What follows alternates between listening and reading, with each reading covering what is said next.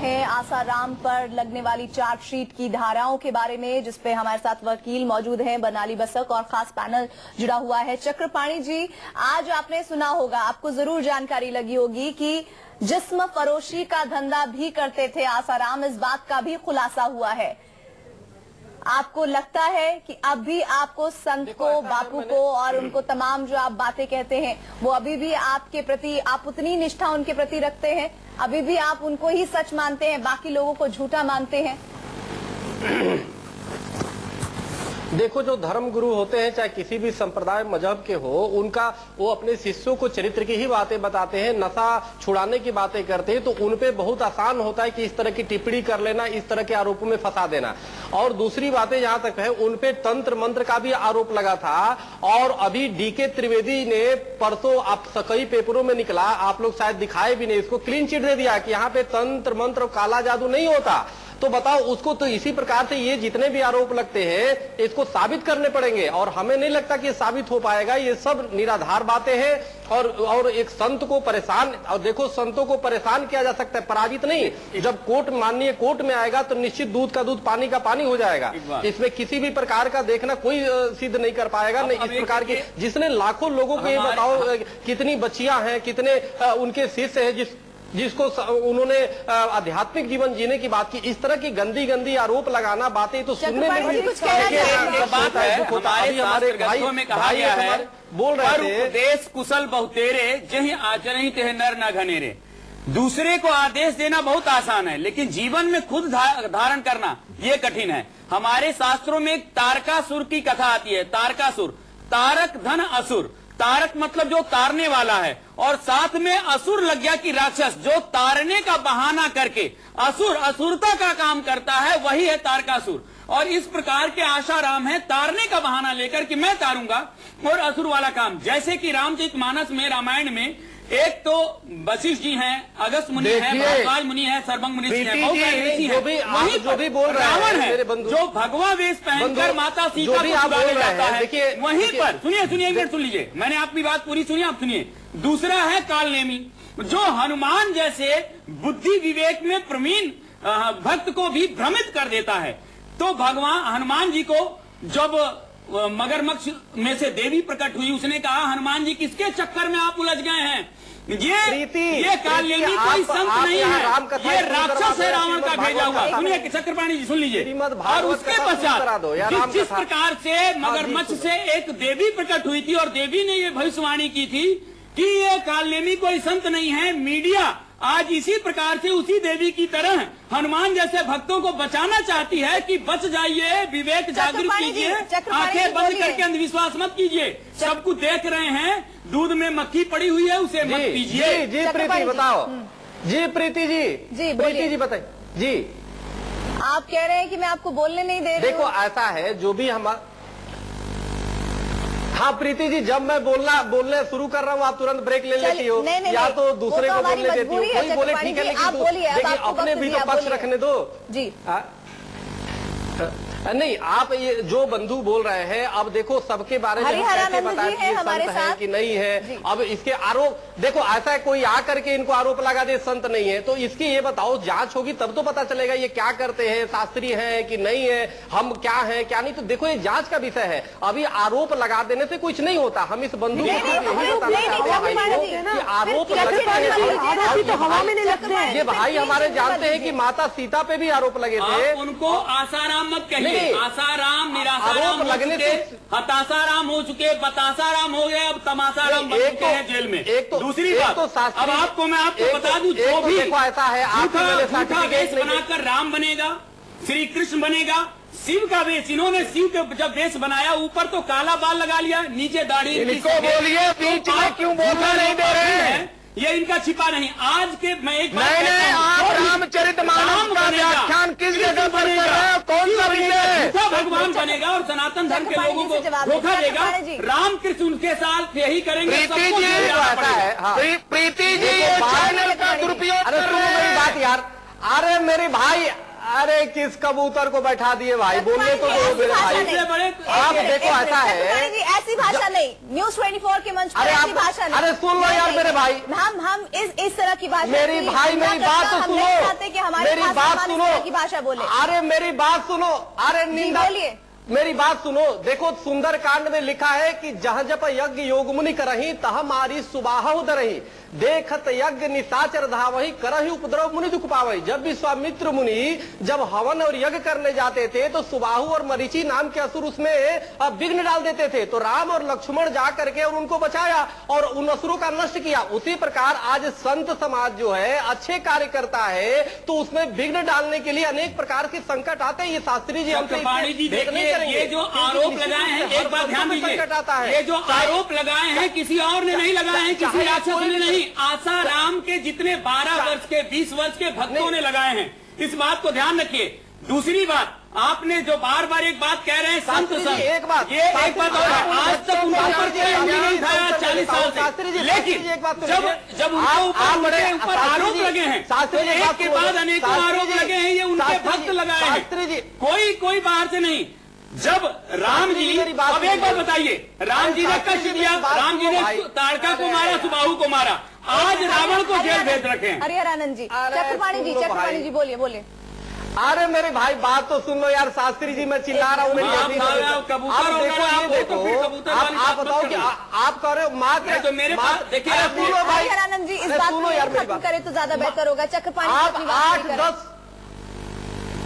आप जी मात्र देखो उनके करोड़ों शिष्य हैं, लेकिन उसमें आरोप लगाने वाले कितने हैं? 2-4 लोग हैं, वो भी आरोप से कई बार मुकर गए। अभी कुछ दिन पहले आप ये देखो, शास्त्री जी या अजय जी, सुनिए, दोनों लोग कोई भी ये नहीं चाहेंगे या देश की कोई जनता ये कभी नहीं चाहेगी कि निर्दोष को सजा हो, इस बात में कोई वो नहीं। लेकिन आप देखो पिछले दिनों उड़ाया गया कि जी मेरठ से भी एक परिवार गायब हो गया, दूसरे दिन उस परिवार ने चक्रपाणी जी आप दोषी नहीं मान रहे हैं, निर्दोष लेकिन जरूर कह दे रहे हैं, तभी तो कोर्ट की बात कहिए, कोर्ट का हवाला दीजिए। आरोप लगाए, अब एक भोला जी ने आरोप लगाया, उनको पुलिस खोज रही है। प्रीति नारायण साईं क्यों भागे हुए हैं? खोज रही है, उन्होंने खुद वहाँ पे तो नारायण साईं क्यों नहीं सामना कर रहे हैं, सच का क्यों भाग रहे हैं?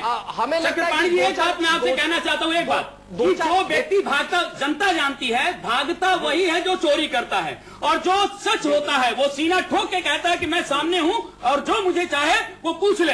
अब अगर नारायण साईं ने चोरी नहीं की, उन्होंने व्यभिचार नहीं किया, पाप नहीं किया, तो क्यों मुख पर काली छुपा के भाग रहे हैं? और कब तक भागेंगे? क्यों भाग रहे हैं वो? क्यों नहीं सामने आकर कहते? आज देखिए, आप अगर कहते हैं कि वो सच हैं, उनको सामने आना चाहिए। चक्रपाणी जी, ये हरिहरानंद जी ने जो बात कही है, आसाराम जी के समर्थक हमारे साथ है, आप बताइए अखिलेश तिवारी जी क्यों भाग रहे हैं नारायण साईं, क्यों सामने नहीं आते हैं? चक्रपाणी जी आपको रोकना पड़ेगा। अखिलेश जी आप बोलिए। कहाँ भाग रहे हैं? देखो शास्त्री जी को मैं बता रहा हूँ, सुनिए।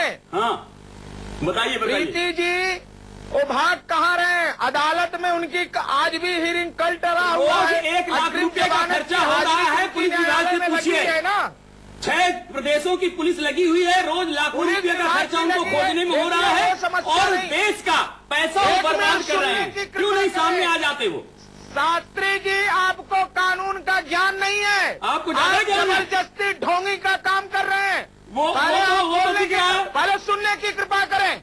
आप जिस प्रकार की भाषा बोल रहे हैं, आप पर भी संशय जाता है। नहीं, आपकी गलती नहीं, आसाराम ने यही सिखाया आपको। पहले आप सुनना सीखो।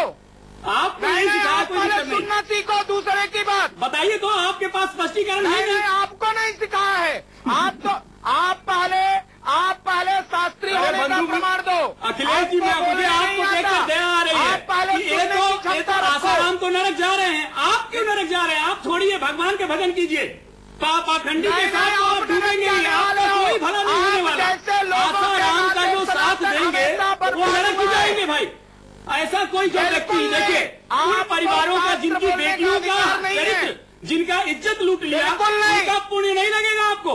उनके बहुत बड़े दोषी हैं। बात सुनिए, आपको सत्यता की जानकारी है, आप उस लड़की को जानते हो, उस परिवार को जानते हो, सारा देश मीडिया द्वारा चलाए गए बात पर आप कैसे डिफेंस कर सकते हो? नहीं, अखिलेश जी, उस परिवार को कोई जानता है अथवा नहीं जानता है, आप ये बताइए कि नारायण साईं का है न, ये जानते हैं क्या? ये जिस प्रकार की प्रीति सिंह जी ये भाषा बोल रहे हैं, नहीं, इनको शोभा देता है? छोड़िए ना, आप ये बताइए कि वो सामने क्यों नहीं आ रहे अपने आप को? अगर वो सच्चे हैं, वो बहुत ही अच्छे संत हैं, वो सामने निश्चित तौर से प्रीति जी अदालत में अग्रिम जमानत की उनकी चर्चा याचिका डाली हुई है, वो प्रकार के कानून का है। वहाँ सामने तो आ जाए, अखिलेश जी अपने कानून के हिसाब से व्यक्ति का अधिकार है। अखिलेश जी एक बात बताइए, आप नारायण साईं को सच समझ रहे हैं? सच हैं? बताइए आप। अगर सच है तो सामने आ जाए। शास्त्री जी, और मैं तो कहता हूँ नारायण साईं को सामने सीना ठोक के कहना चाहिए कि मैं सच हूँ, और आप सामने आ जाए। लेकिन झूठ भला धर्म से आप कब तक लड़ेगा या झुकना पड़ेगा, यही तो मिटना पड़ेगा। अजय गौतम जी, आप कुछ कहना चाह रहे थे? देखिए, मैं चर्चा का जो स्वरूप है वो बहुत अलग अलग तरीकों से बदल गया। शास्त्री महोदय, जब व्यक्ति पर अखिलेश जी, आपको रोकना पड़ेगा। अजय जी कुछ कहना चाह रहे हैं? तो न्याय व्यवस्था के नियमानुसार अखिलेश भाई, मैं अजय गौतम बोल रहा हूँ। एक मिनट सुन लीजिए, एक मिनट सुन लीजिए। देखिए, बात पता क्या है, बात सवाल ये है कि आज ना खाली कोई एक व्यक्ति इस मामले के अंदर नहीं है, इस प्रकरण के अंदर पूरा देश शामिल हो गया।